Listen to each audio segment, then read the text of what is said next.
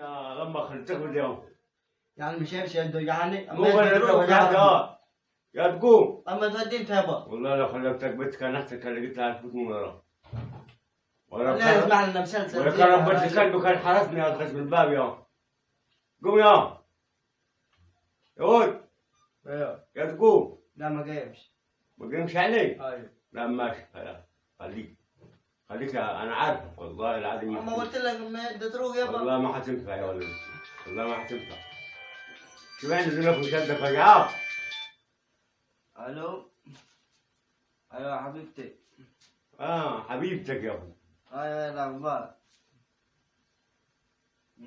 ابوك عايزني معاش الشغل لا تمام شوية هيجيله كده مسافة السكة هتلقانا عندك سلام شو من زراب ذاك مسافة السكة وسيب مصلحة ابوك انا عارفك هنفوت يا ولدي مش هتنفع والله عارفك هنفوت خلاص يا ابوي نسيبك ابدا من ابوك على ما خدنا البت خلاص مش هنروح تاني الحمد لله يا رب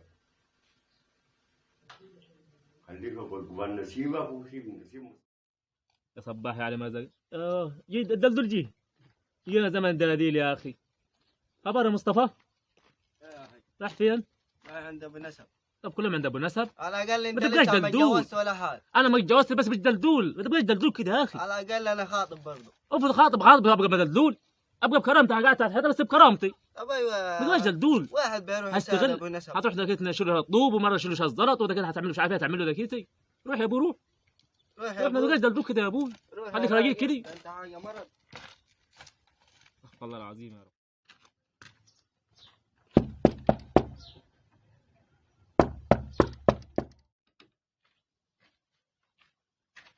ايوه مين؟ انا ابوك يا لا جو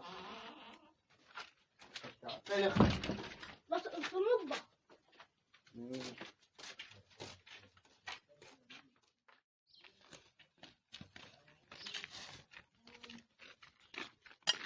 ابو نسب السلام ورحمة الله وبركاته، أهلا يا أبو نسف. ايه الاخبار تمام الحمد يا لله عم والله، أبو والله نسف. جيت في وقتك يا أبو نسف. ايه الجو أي أخبارك؟ تمام والله رايق أنت؟ الحمد لله والله يا أبو نسف أنا والله. حاسك زي ولدي بالضبط. لا تمام والله معلش اول ما البت رنت عليه قالت معاه شغل ابويا جيت لك على طول والله لا تمام والله يا أبو نسف أنت جيت في وقتك ده. لا تمام نسيبك تعبان زي ما أنت عارف وولد صغير. لا ما انت كتر وأنت- خيرك كمان وأنت اعتبرت زي ولدي شوي برضه.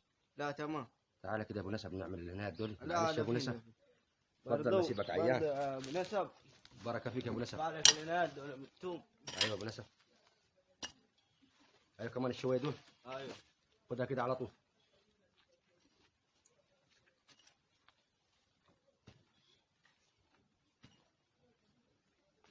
وإيه أخبار أبوك يا أبو نسف؟ تمام والله ابويا بيسلم عليك والله كلكم تمام؟ تمام والله بخير الحمد لله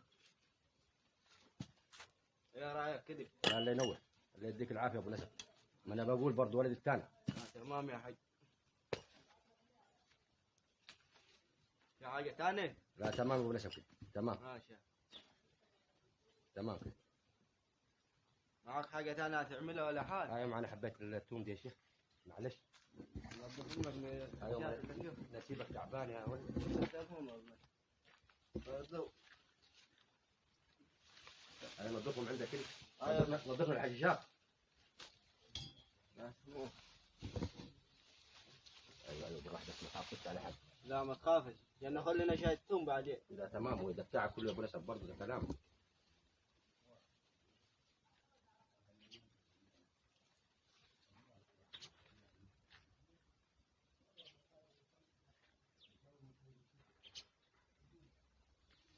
تمام كده إذا البركه فيك يا ابو نسب.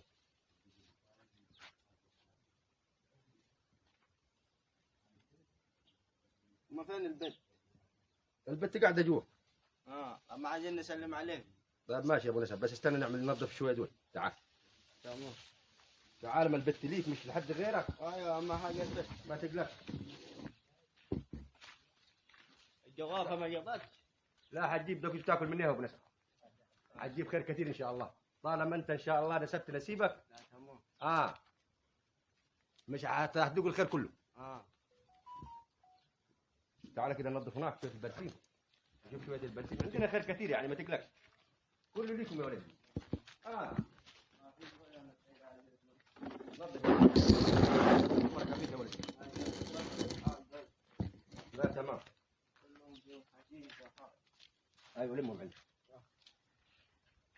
لمهم عندك كده على ما اخذ نفسي. ايوه خذ نفسك براحتك.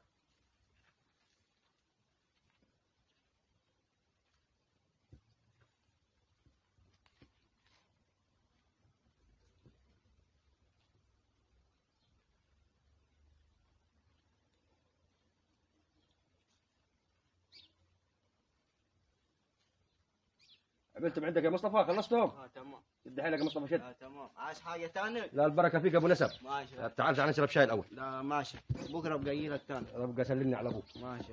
البركه. خذ يا مصطفى. ايوه. خذ يا ولدي. معلش يا ولدي معانا شويه وقيت تحت البهايم عايزين نطلعهم. لا وزي ما تمام. انت عارف خطيبتك تعبانه لا تمام. وولدي زي ما انت عارفه صغير وعمك تعبان برضه. لا تمام. تعال يا ولدي نطلعهم تعال. آه. وبعد